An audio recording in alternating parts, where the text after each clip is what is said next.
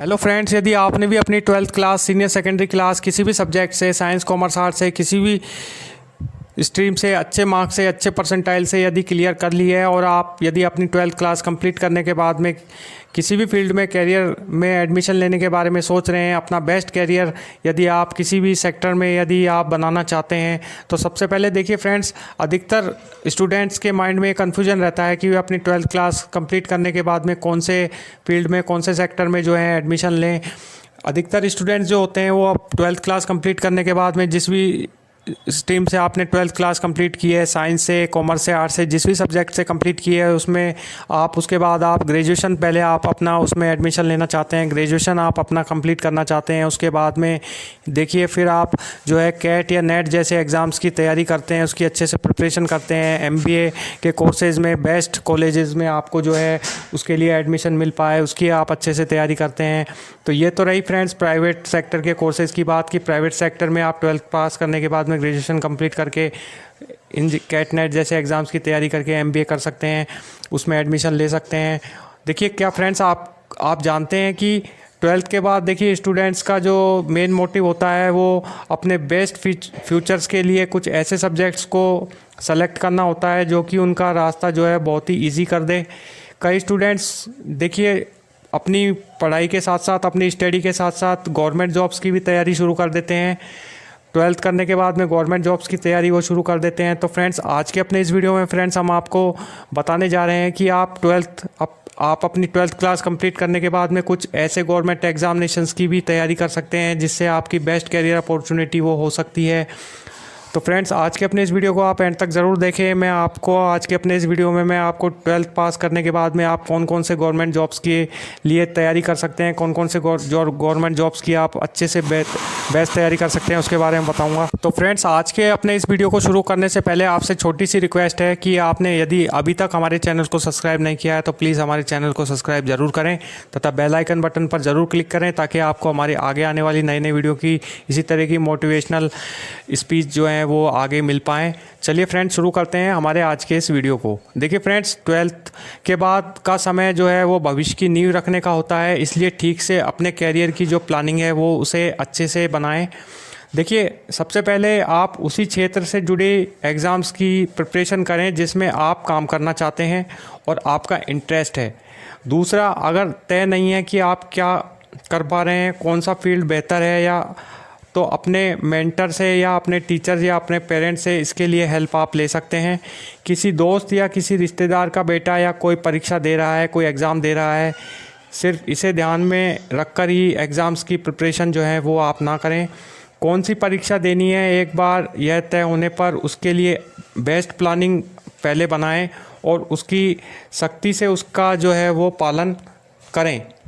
फिर तैयारी के लिए आप जो है इंटरनेट की भी हेल्प ले सकते हैं। कंपटीशन एग्ज़ाम्स के लिए आप इंटरनेट की भी हेल्प ले सकते हैं। इंटरनेट पर विभिन्न सरकारी जॉब जैसी साइटों पे जो है वो काफ़ी सारी लेटेस्ट जॉब्स की जो है वो वैकेंसीज़ रहती हैं जिन में आप अपनी ट्वेल्थ के बाद जिन वैकेंसीज़ में फॉर्म फिल कर सकते हैं उनमें फॉर्म फिल करके उससे जुड़ी हुई आप तैयारी अपनी प्रिपरेशन जो है वो स्टार्ट कर सकते हैं।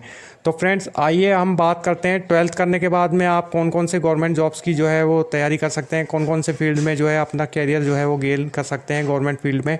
सबसे पहले हम बात करते हैं एसएससी की। एसएससी का मतलब होता है स्टाफ सिलेक्शन कमीशन, यानी कर्मचारी चयन आयोग। मंत्रालय में डिफरेंट पोस्ट के लिए देखिए डिफरेंट रिक्रूटमेंट निकलती रहती हैं टाइम पे। एसएससी ट्वेल्थ के बाद में आप देखिए upper divisional clerk, lower divisional clerk, LDC, UDC, post assistant, data entry operator, sorting assistant की काफ़ी सारी रिक्रूटमेंट निकलती हैं। इसके अलावा SSC multitasking staff, MTS, general duty constable grade C, grade D, stenographer और रेलवे ग्रुप की एग्ज़ाम्स के लिए आप ट्वेल्थ करने के बाद में उसकी अच्छे से प्रिपरेशन कर सकते हैं, उसकी अच्छे से प्लानिंग बना के उसकी तैयारी कर सकते हैं।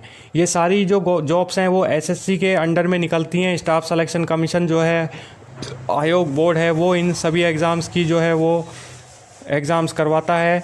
इसके अलावा देखिए सिक्योरिटी फोर्सेस में यदि आप ट्राई करना चाहते हैं फील्ड में, सिक्योरिटी फोर्सेस में देखिए ट्वेल्थ के बाद आप बीएसएफ, सीआरपीएफ, एसएसबी, आईटीबीपी और सीआईएसएफ जैसी फील्ड में, सिक्योरिटी फोर्सेस में यदि आपको जाने का मौका मिलता है तो आप जिसे आप अपने एंट्रेंस के मुताबिक जो है वो आप उसे सेलेक्ट इन फील्डों को कर सकते हैं।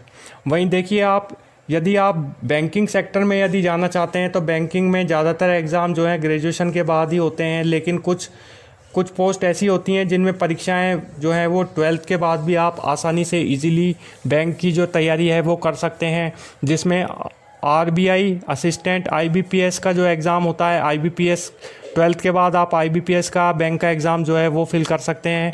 इसके अलावा RBI असिस्टेंट का एग्ज़ाम होता है 12th के बाद, उसकी भी प्रिपरेशन आप कर सकते हैं। वहीं SBI क्लरिकल का एग्ज़ाम होता है 12th के बाद, वो भी आप उसके लिए फॉर्म फिल कर सकते हैं। इनमें आप बैंकिंग सेक्टर में बेस्ट अपॉर्चुनिटी कैरियर जो है वो आप अपना गेन कर सकते हैं फ्रेंड्स। वहीं फ्रेंड्स, अब हम बात करते हैं अपने इंश्योरेंस सेक्टर की।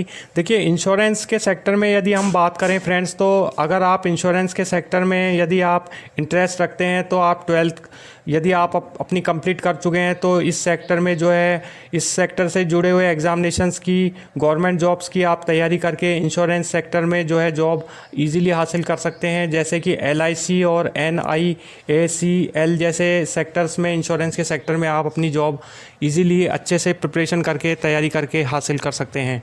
वहीं फ्रेंड्स, अब हम बात करते हैं रेलवे रिक्रूटमेंट एग्ज़ाम्स की, यानी RRC।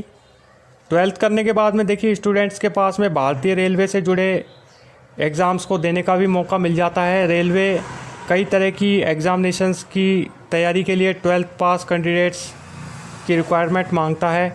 निम्न पोस्ट के लिए जो है आप रेलवे से जुड़ी हुई एग्ज़ामिनेशंस की प्रिपरेशन जो है वो कर सकते हैं, जिसमें असिस्टेंट लोको पायलट की पोस्ट होती है। यह जॉब ट्रेन ड्राइवर को असिस्ट करने से जुड़ी होती है। रेलवे ग्रुप डी की भी आप तैयारी कर सकते हैं 12th कंप्लीट करने के बाद में। हेल्पर, ट्रैक मेंटेनेंस और असिस्टेंट समेत कई पोस्टों के लिए ये वैकेंसी जो है रेलवे ग्रुप डी में जो है निकाली जाती है। रेलवे क्लर्क की आप तैयारी कर सकते हैं, इनके पास में रेलवे यार्ड के कोच से जुड़े कामों की जिम्मेदारी होती है रेलवे क्लर्क की। वहीं रेलवे कांस्टेबल की पोस्ट होती है रेलवे रिक्रूटमेंट एग्ज़ाम में, जिसका काम रेलवे परिसर में लॉ एंड ऑर्डर को मेंटेन करने का होता है। तो फ्रेंड्स, इस तरह से आप अपने रेलवे रिक्रूटमेंट का एग्ज़ाम देकर जो है अपनी बेस्ट कैरियर अपॉर्चुनिटी जो है रेलवे की फील्ड में 12th पास कंप्लीट करने के बाद में जो है वो बना सकते हैं। देखिए फ्रेंड्स, आप अपनी कंपटीशन एग्ज़ाम्स की तैयारी किसी के प्रेशर में आके ना करें। 12th के बाद देखिए, अपने भविष्य को प्रिपेयर करने के लिए आप जुट जाएं। किसी भी कंपटीशन एग्ज़ाम्स की तैयारी किसी के प्रेशर में आकर आप बिल्कुल भी ना करें।